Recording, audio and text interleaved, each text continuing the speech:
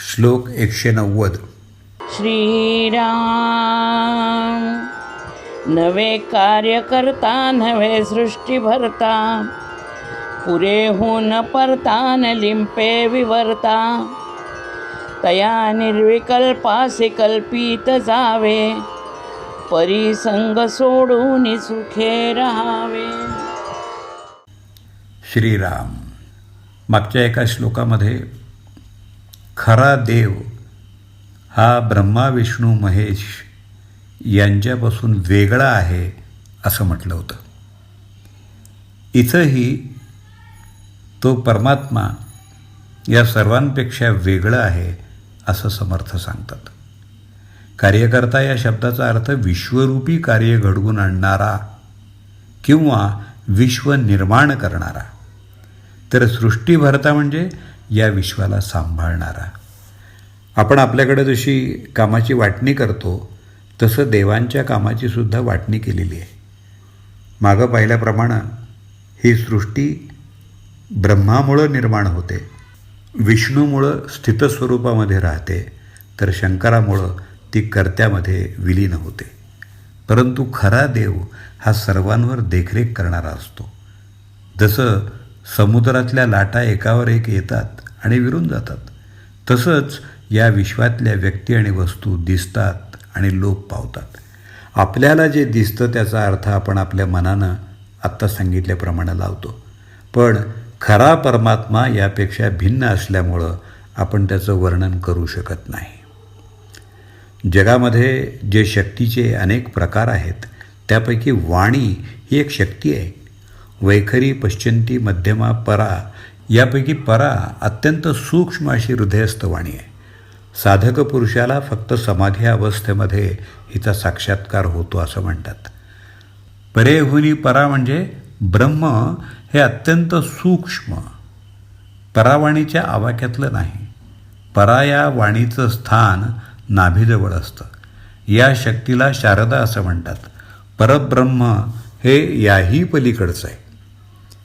जे जसं खरोखर नाही तसं ते दिसणं किंवा भासणं याला विवर्त म्हणतात. उदाहरणार्थ, दोरी असून ती दोरी आहे असं न वाटता सर्प आहे असं वाटणं म्हणजे विवर्त. हे विश्व हाही भासच आहे. परमात्म स्वरूपाला दुसरं अस्तित्व नाही. ब्रह्माचं स्वरूप कोणत्याही कल्पनेत बसणारं नाही. सृष्टीची संगती लावताना ज्या विवर्ताचा आधार घेतला जातो त्याचा स्पर्शही ब्रह्माला होत नाही. जसं सद्गुरू शिष्याला सांगतात, कसं बोटानं दाखवू तुला, घे अनुभव गुरुच्या मुला. तसंच विवर त्याचा लेप लागत नाही असं समर्थ म्हणतात. ब्रह्म निर्विकल्प आहे.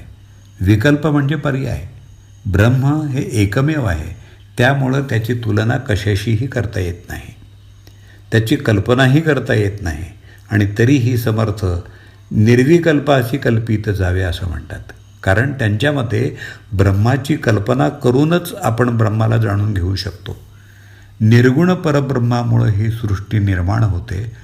सृष्टीतल्या सर्व घडामोडी परब्रह्माच्या अधिष्ठानावर चालतात आणि तरीही ब्रह्म कशाचंही श्रेय घेत नाही. ते श्रेय परब्रह्म ब्रह्मा विष्णू महेश यांना देतं. आरशात आपल्याला आपलं रूप दिसतं, पण आरशाला ते चिकटत नाही. सिनेमातलं कोणतंही दृश्य पडद्यावर न राहता पडदा पांढरा राहतो. तसं कर्म करताना त्याचं श्रेय मात्र स्वतःकडं घ्यायचं नाही. हा परमात्म्याचा मोठा गुण आहे. सूर्यामुळं समुद्राच्या पाण्याची वाफ होऊन पाऊस पडतो.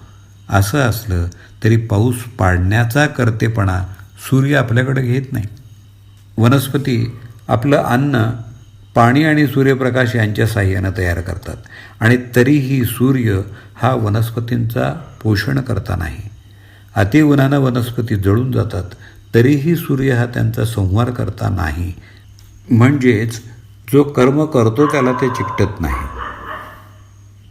त्याप्रमाणे जो परमेश्वराचं चिंतन करतो त्यानं मी चिंतन करतो या अहंकाराचा त्याग करायचा. साधन मार्गातला महत्त्वाचा अडथळा म्हणजे अहंकार. तो संपेल तेव्हा सहजावस्था प्राप्त होते. त्याचंच नाव भक्ती. कशाचाही संग आसक्ती नसणं हे या स्थितीचं लक्षण आहे. माणूस भक्ती करण्यामध्ये इतका रममाण होतो की कोणताही लोभ किंवा मोह त्याला स्पर्श करू शकत नाही. त्या स्थितीत सर्व आनंदच आनंद असतो. दुःख हे आसक्तीत आणि अहंकारात असतं. एकदा ती भावना संपली की मग हिंमत, समाधान आणि सुख मिळतं. त्याचं वर्णन करता येत नाही.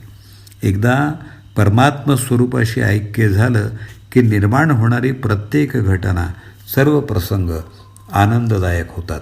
म्हणूनच संगत्याग हा सुखी होण्याचा उत्तम मार्ग आहे असं समर्थ म्हणतात. जय जय रघुवीर समर्थ. नवे कार्य करता नवे सृष्टी भरता, पुरेहून परता न लिंपे विवर्ता. तया निर्विकल्पासि कल्पित जावे, परिसंग सोडून सुखे रहावे. श्रीराम.